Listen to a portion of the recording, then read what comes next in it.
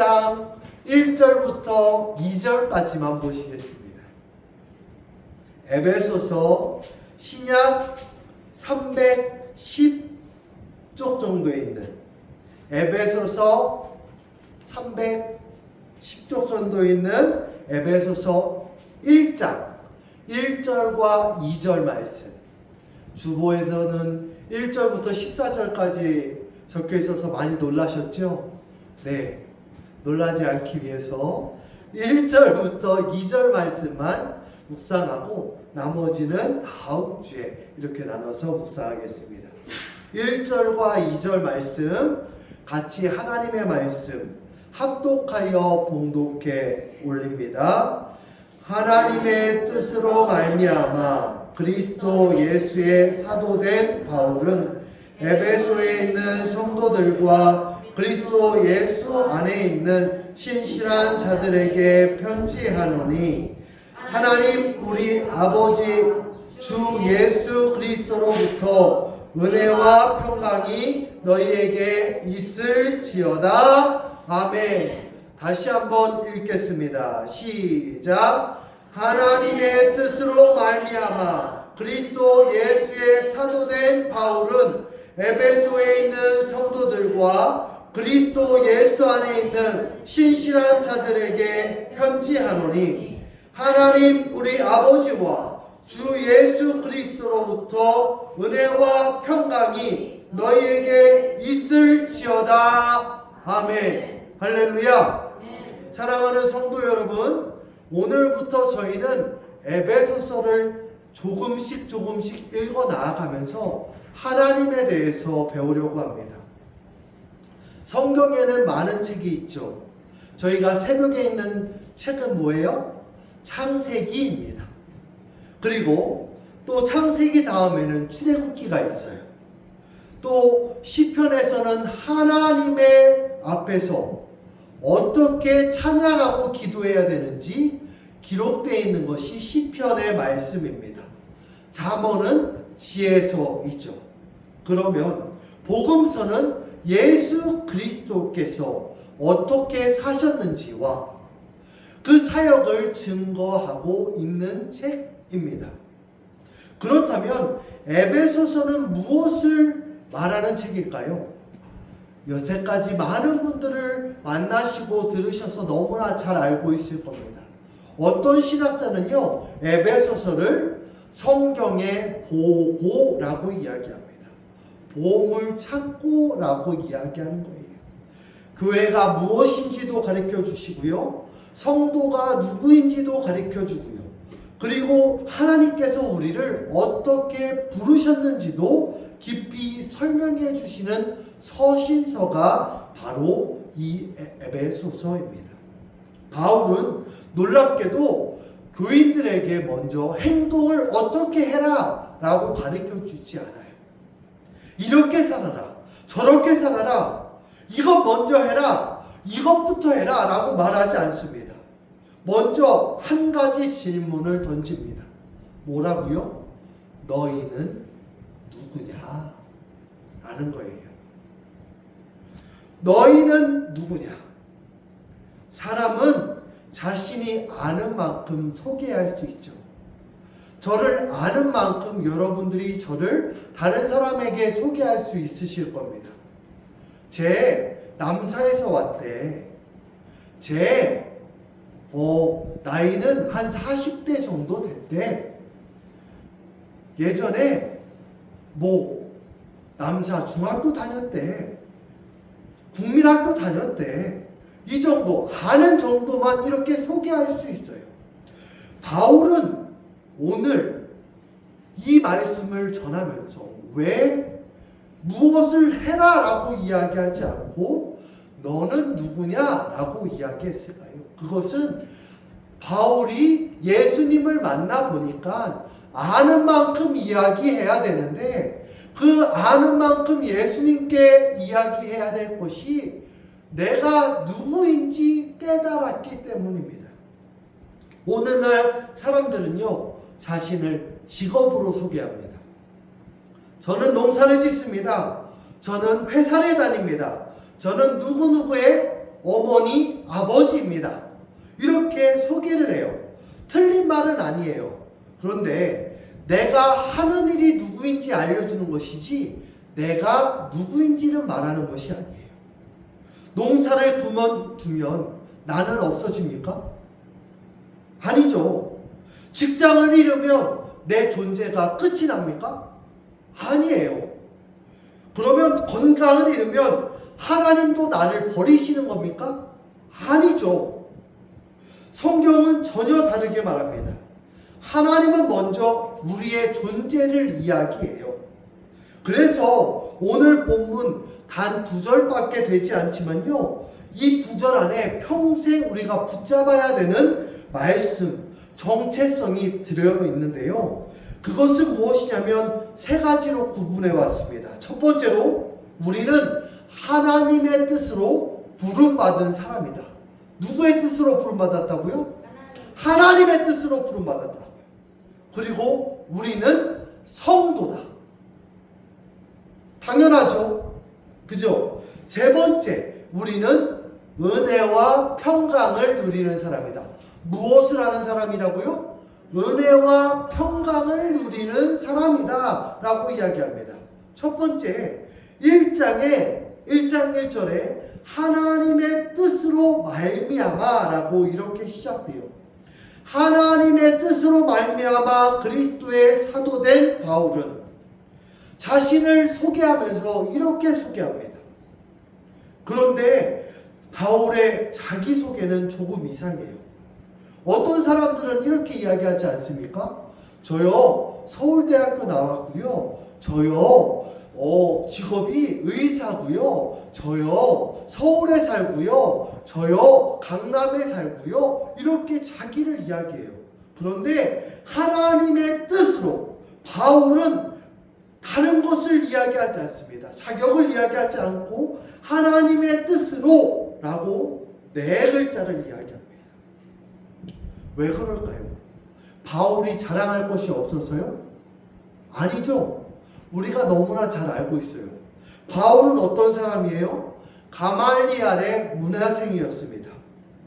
로마 시민권도 가지고 있었고요. 유대인 가운데 열심히 지극히 큰 자였다라고 기록한 것처럼 큰 사람이었어요. 그런데 그것을 자랑하지 않고 내 인생은 내 뜻대로 된 것이 아니라 누구의 뜻대로 된 것이다? 하나님의 뜻대로 된 것이다 라고 기록하고 있습니다.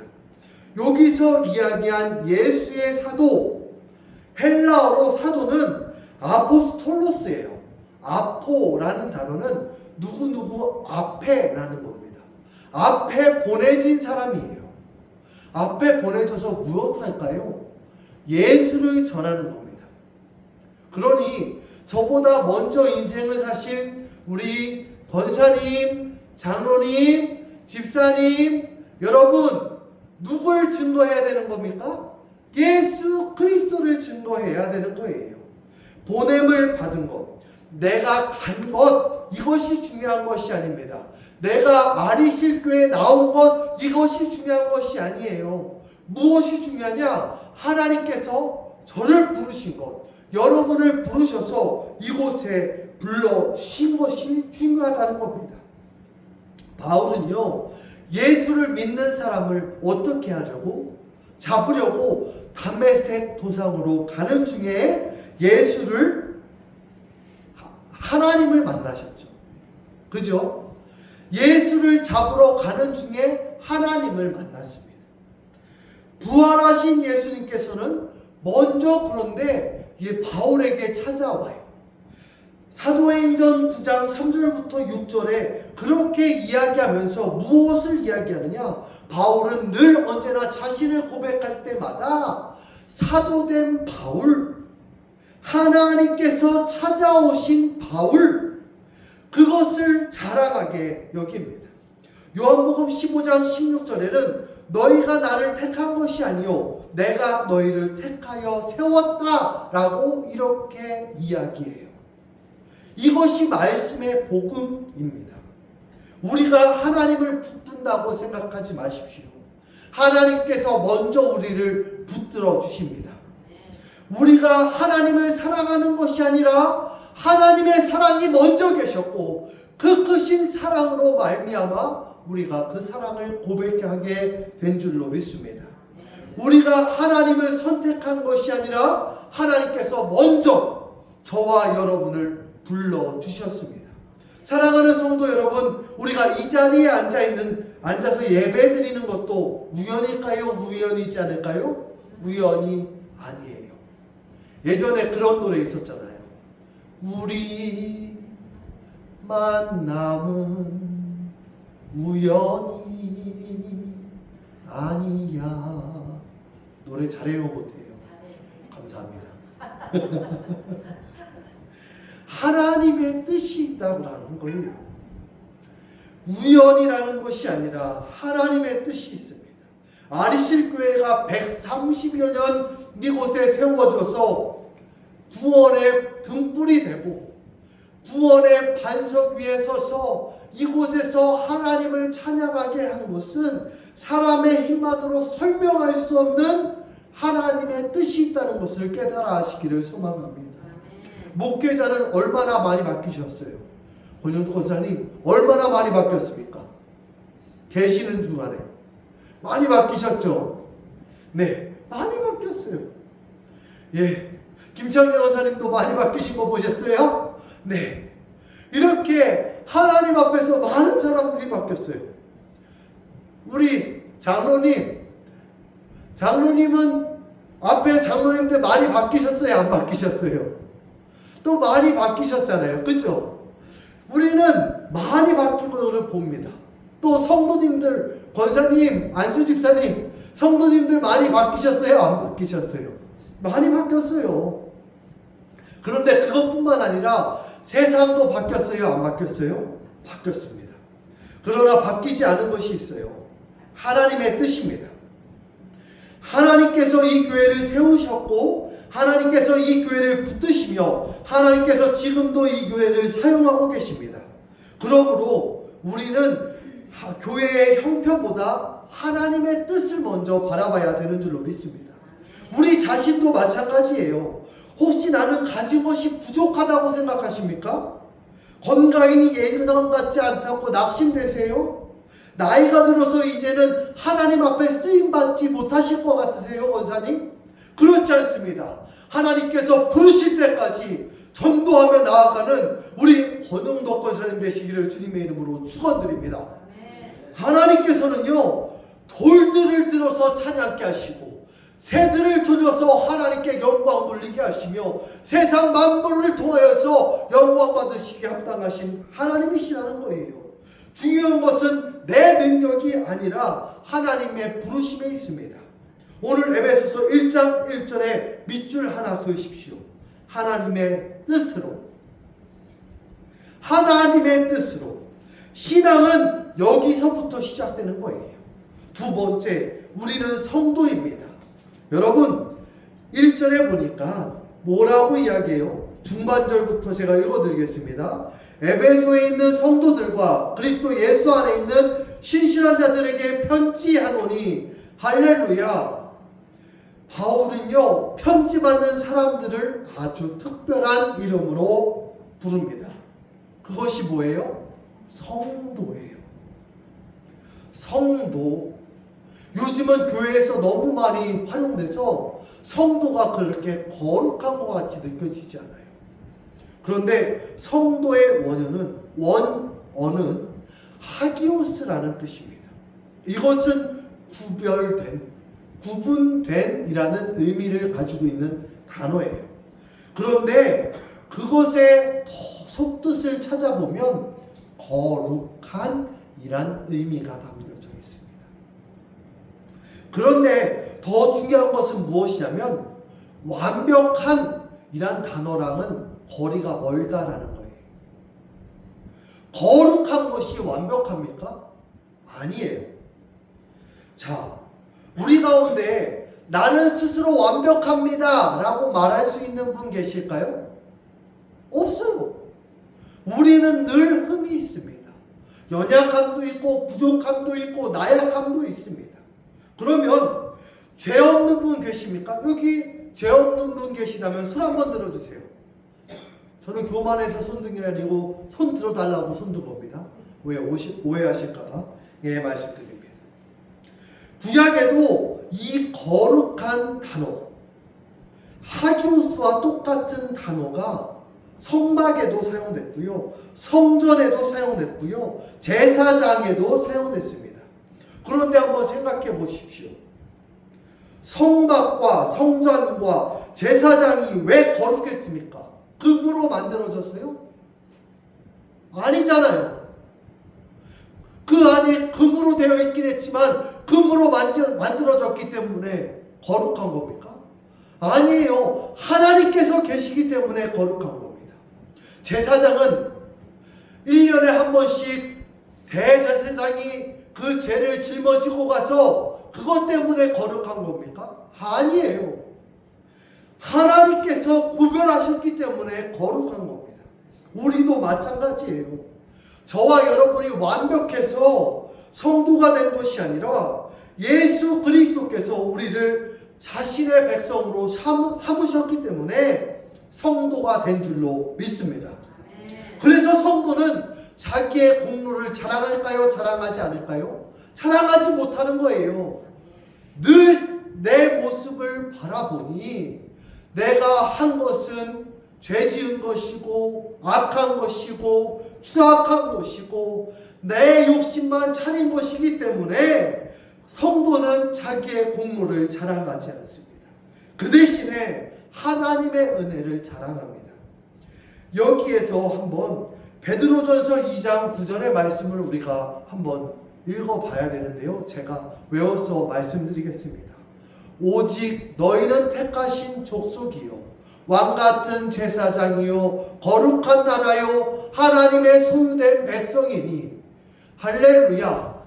하나님께서는 저희를 이렇게 부르셨다는 거예요. 그의 소유가 된 백성, 이것이 바로 성도입니다. 그런데 성도가 자기 자신을 낮게 여기면 하나님께서 소유자가 되시는데 마음이 아프시겠습니까? 아프지 않으시겠습니까? 아프시겠죠. 나는 배운 게 없어서요.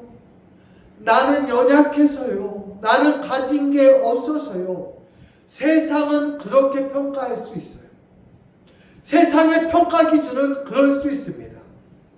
하지만 하나님의 평가 기준은 달라요. 하나님께서는 너는 내 거야. 그러기에 거룩해.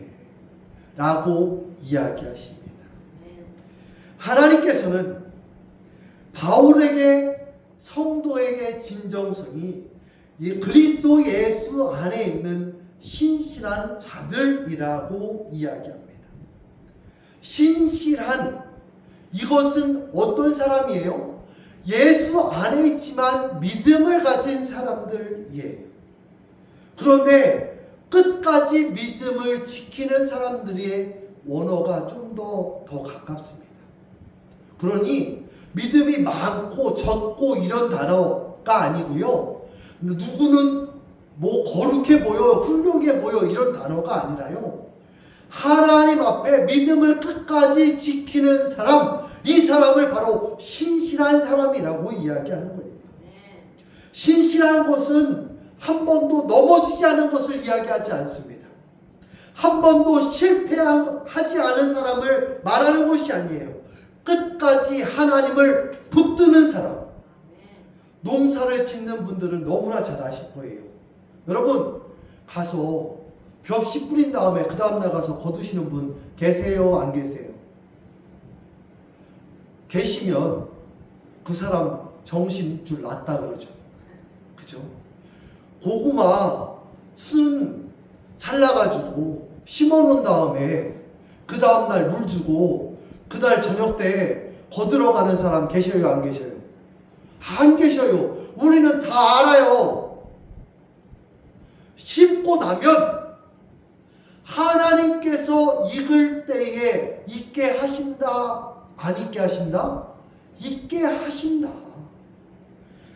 비도 필요하고 기다림도 필요하고 햇빛도 필요하고 바람도 필요하고 풍파도 필요하면 어느 때에는 풍년도 오기도 하고 어느 때에는 풍년만 와요. 가뭄도 오고 흉년도 오는 것이 우리가 농사를 지면서 배우는 겁니다. 그래도 흉년 왔다 그래서 그 다음 해에 벽시 안 뿌리시는 분 계세요? 안 계세요? 안 계세요. 흉년이 왔다고 해도 끝까지 농사꾼은 벽시를 뿌리고 모판을 심고 모줄을 띄고 이안기를 돌리고 수리를 하고 해서 하나님 앞에 그 일을 감당해 나아가는 겁니다. 이것이 신실함이라는 거예요. 우리 신앙도 그렇습니다. 항상 기쁠 수 있을까요? 없을까요? 없어요. 기도에도 응답이 더딜 때 있습니다. 병이 낫지 않을 때도 있어요. 자녀가 마음을 아프게 할 때도 있습니다. 농사가 뜻대로 되지 않을 때도 있습니다. 그럼에도 하나님을 떠나지 않는 것, 다시 예배의 자리에 나오는 것, 다시 말씀을 붙듣는 것, 하나님 앞에 기도하는 것, 하나님께서 기뻐하시는 신실하심을 오늘 말씀을 통해서 깨달아 하시고, 사랑하는 아리실 교회 성도 여러분, 우리는 화려한 교회가 되기보다 저기 가면 큰 교회들 많잖아요. 용인 시내 가면 큰 교회들 많잖아요. 우와 부럽다. 이런 걸 부러워하지 말고 하나님 앞에 신실한 교회가 되기 위해서 더욱더 기도하고 하나님의 말씀을 묵상하시기를 주님의 이름으로 소망합니다. 세 번째, 우리는 은혜와 평강을 누리는 사람입니다. 2절 말씀에 바울이 이렇게 이야기합니다. 중반절인데요. 은혜와 평강이 너희에게 있을지어다. 할렐루야. 네. 은혜와 평강이 너희에게 있을지어다. 우리는 이 말씀을 너무 자주 읽다 보니까 이것이 어느 때는 인사가 될 때가 있어요. 평안하세요. 은혜 많이 받으세요. 그렇죠? 이렇게 많이 인사합니다. 신실하셔야 됩니다. 샬롬. 이렇게 인사해요. 그런데 바울은요, 결코 이것을 습관적으로 이야기하는 것이 아니에요. 바울의 편지를 읽어보면 모든 편지의 시작이 은혜와 평강으로 시작합니다. 은혜라는 단어가 먼저 시작되고요. 그 다음에 평강이에요. 은혜는요, 값없이 베푸시는 하나님의 선물을 이야기하고요. 평강은요, 단순한 마음의 평안의 상태가 아니라 하나님과 화목 안에서 사랑을 누리는 관계를 의미합니다. 이것이 달라요. 세상에 살면서 또 교회 안에서 성도들과 부딪히면서 어떤 일이 있을까요? 마음 아픈 일, 힘든 일, 어려운 일 다 있죠. 상처도 있죠. 우리는 다 고슴도치 같지 않습니까? 가까이 가면 막 찔리잖아요. 그래서 마음이 아플 때가 있어요. 그런데도 끝까지 믿음으로 하나님만 바라보고 하나님 안에서 하나님의 사랑으로, 세상 사랑 아니라 내 사랑 아니라 하나님의 사랑으로 하나 되어서 하나님의 사랑으로 얻어지는 마음이 바로 평강이라는 거예요. 왜 바울은 평강과 은혜라고 이야기하지 않고 은혜와 평강이라고 말할까요? 다른 것이 아닙니다. 평강은요, 은혜의 결과이기 때문이에요. 은혜가 없으면 평강이 있을 수가 없어요. 세상 사람들은 말합니다. 돈 많으면 평안할 거라고요. 세상 사람들은 말합니다. 건강하면 평안할 거라고요. 자녀가 잘 되면 평안할 거라고요. 그러나 우리의 경험은 그래요? 그렇지 않아요? 그렇지 않을 때가 많아요. 재산이 많아서 걱정됩니까? 안 됩니까? 재산이 얼마 없으셔서 잘 모르시겠어요? 네. 왜 재산 많아서 걱정이 돼요? 안 돼요? 그러니까 남의 이야기인 것처럼 이렇게 반응하시길래 한번 여쭙습니다. 건강한 사람도 내일을 염려할까요? 염려하지 않을까요? 염려해요. 자녀가 잘 돼도 또 다른 걱정이 생겨요? 안 생겨요? 생겨요. 세상이 주는 평안은 환경에 따라 흔들릴까요? 흔들리지 않을까요? 흔들려요. 하지만 하나님이 주는 평강은 다릅니다. 환경이 아니라 하나님의 은혜로부터 시작되는 평강은요, 하나님께서 불변하시니까 그 은혜로 말미암아 나오는 결과물인 평강은 흔들림이 없다라는 거예요. 요한복음 14장 27절에 평안을 너희에게 끼치노니 곧 나의 평안을 너희에게 주노라. 내가 너희에게 주는 것은 세상이 주는 것과 같지 아니하느니라. 할렐루야. 아멘. 그런데 우리는 이것을 늘 아멘 하면서 세상의 잣대로 하나님의 전에서 살아가고 있진 않나요? 주님이 세상이 줄 수 없는 평안을 약속하시고 하나님의 은혜로 말미암아 평안이 옴을 우리는 오늘 말씀을 통해서 배워봤다면 우리는 오늘 단 한 분만 바라봐야 됩니다. 누구요? 하나님. 할렐루야. 여러분, 농사는 어디를 바라봐야 돼요? 하늘을 바라봐야 돼요. 맞아요. 비가 너무 와도 걱정이죠. 그런데 비가 너무 오지 않아도 걱정이에요. 또 하나님 앞에 우리가 살면서 얼마나 걱정이 많습니까?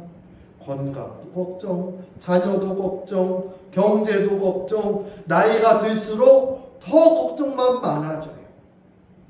그런데 바울은요, 1절과 2절 말씀을 통해서 단 한 가지를 말씀하십니다. 걱정하지 마십시오. 하나님의 은혜가 있는 곳에 평강이 있게 될 줄로 믿습니다. 아멘. 사랑하는 아리시교회 성도 여러분, 우리가 큰 교회이기 때문에 평안한 것이 아닙니다. 모든 일이 잘 됐기 때문에 평안한 것이 아닙니다. 하나님께서 오늘도 우리와 함께 하신다는 은혜를 믿기 때문에 우리가 평안할 줄 알게 되는 줄로 믿습니다. 130여 년을 붙드셨어요. 누가요? 하나님이요. 풍년인 해임 때도 있으셨을 겁니다. 어려운 시절도 있으셨을 거예요. 기쁜 일도 있으셨을 겁니다. 저는 잘 알지 못해요. 눈물의 시간도 있으셨을 거예요. 그러나 그 모든 시간을 지나면서 하나님께서 교회를 떠나신 적은 있을까요? 없을까요? 없으세요. 그러면 사람은 떠난 적이 있을까요? 없을까요? 있어요. 우리는 오늘 말씀을 통해서 그럼 한 가지를 생각하게 됩니다. 우리도 하나님의 은혜를 신뢰합시다. 환경은 변할 수 있고 사람은 변할 수 있고 세상은 변할 수 있지만 하나님은 변함없으십니다. 이제 마치겠습니다. 오늘 하나님께서는요, 에베소서 1절과 2절의 말씀 통해서 우리 이름을 불러주셨어요. 우리는 누구입니까? 하나님의 뜻으로 부름을 받은 사람입니다. 그리고 두 번째, 그리스도 안에 있는 성도입니다. 세 번째, 하나님의 은혜로 평강을 누리는 사람입니다. 그러므로 세상이 우리를 어떻게 평가하는 것을 바라보지 마세요. 세상의 평가로 하나님을 바라보지 마세요. 나는 하나님의 뜻으로 부름받은 성도다.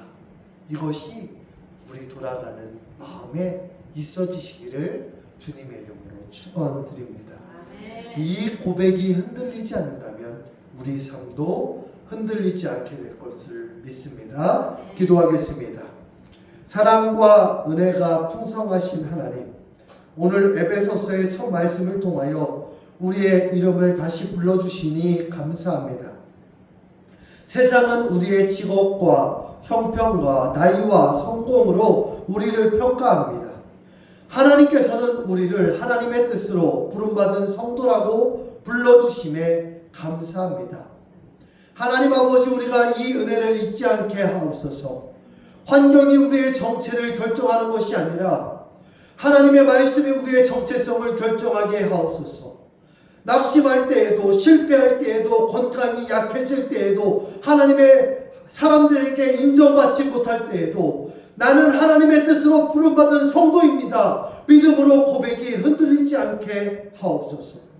주님, 우리를 그리스도 안에 있는 성도로 불러주셨사오니 세상 속에서 살아가지만 세상을 따라 살아가는 사람이 아니라 하나님께 속한 백성답게 살아가게 하옵소서.